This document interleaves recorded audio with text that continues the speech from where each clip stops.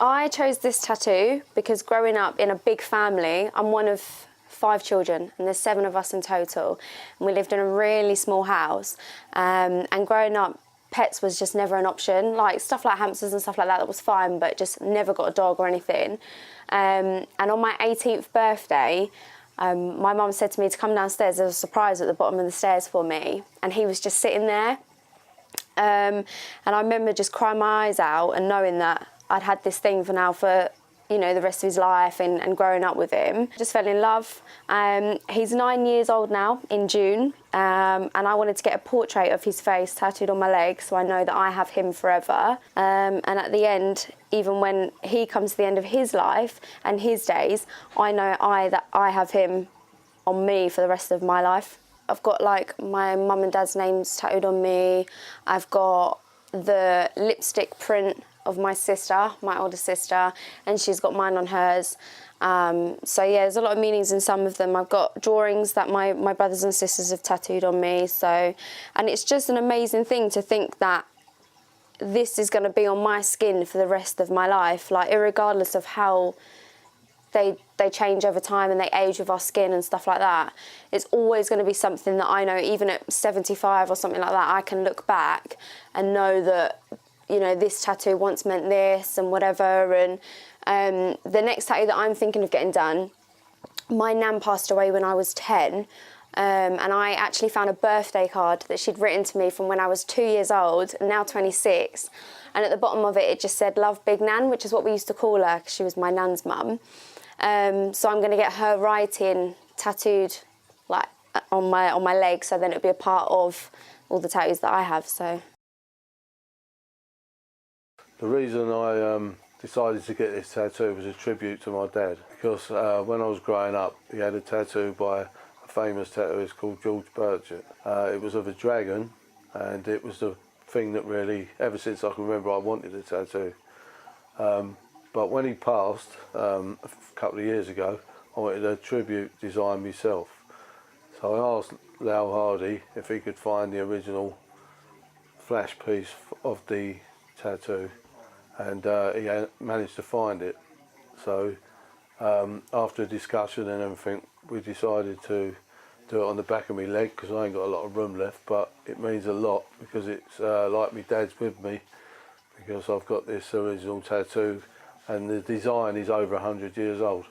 It means a lot because it was my first introduction to tattoos, seeing my dad having this tattoo on his arm, and ever since I can remember, from when I was growing up, I wanted a tattoo, and I managed to I actually went to the studio where he got his, and it was his brother that was tattooing, but I was only 14 again, they wouldn't tattoo me, but I managed to get a tattoo at 15 from another tattooist called Ben Gunn. But it really means a lot because it's a tribute to my dad. A lot of them are, yeah, a lot of them are mean things, but a lot of them are just, when I was getting tattoos in the 70s, there wasn't people that had a lot of tattoos. So it was a lot different to what it is today.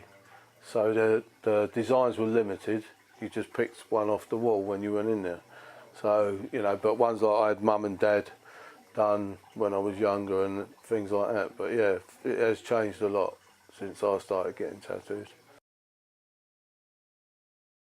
But I was on a flight to Norway. I was reading an article about a guy who had a post-it note tattooed on his arm with his dad's handwriting on, and basically his dad had died in a car crash after writing that note, and it literally just said, "Gone to get milk, love, Dad." But it was the last thing he ever wrote, and I kind of thought about handwriting and how personal it is, so I got both my parents to write "I love you" with 2 kisses after it. I just kind of thought that way they're always going to be with me. The ones on my arm, I have a hammer and a saw, and I got the saw about 3 months after I started making jewellery and doing metal stuff, because I was like, oh cool, I could get a different tool for every event in my jewellery metal career. So I was like, alright, cool. And I got the saw, which is pretty much the most basic tool, and that was to starting it, discovering it really. And then I got the hammer when I first came to uni, like a month in. And that was for me getting into and starting university. And then I'm going to get another one at the end. I've got a broken file that I'm going to have next to it. And then just slowly build up the arm of different tools and stuff in like a puzzle. Then this one here is...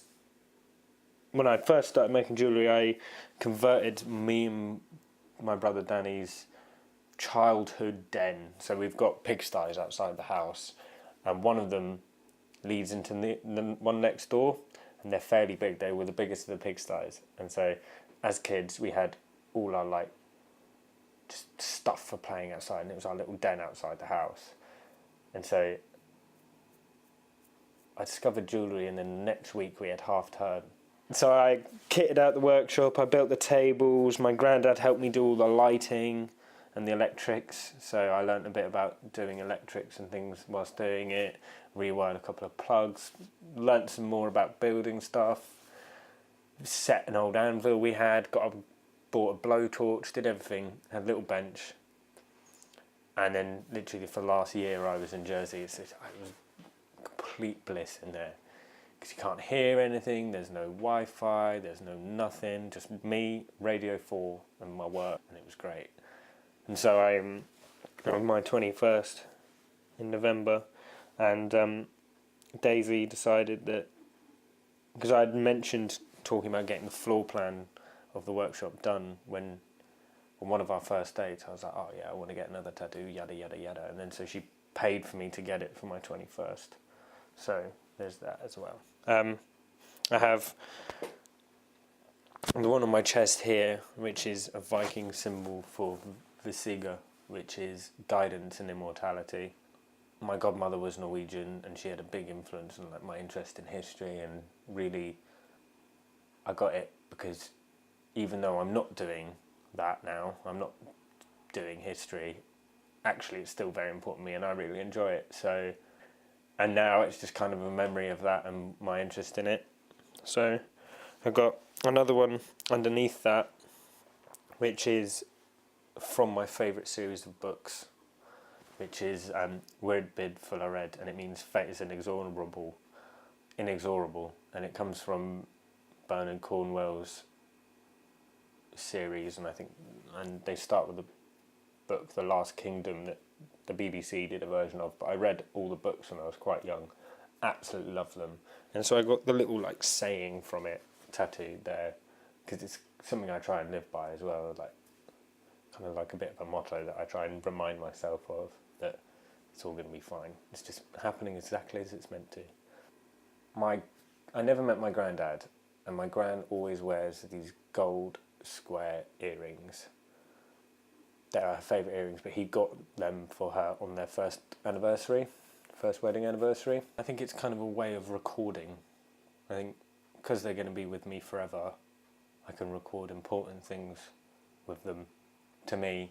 And memories, yeah, I kind of liked the idea that it could be like a journal or a map of my life, just on my skin. My daughter's name is Ayla Ria Mehmed. Ayla in Turkish means moon. Ria, Spanish heritage from the Philippines, can mean river. A lion, which is like a stone lion. That's to represent my uncle, Genghis, who passed away. But what makes it special is that when I was like sort of 6 months old, he got the news that he had cancer. And the doctor said he didn't have too long to live, so 6 months, something along those lines. And he said to the doctor, nah, don't worry about that. Over the next 27 years, he had 7 different cancers.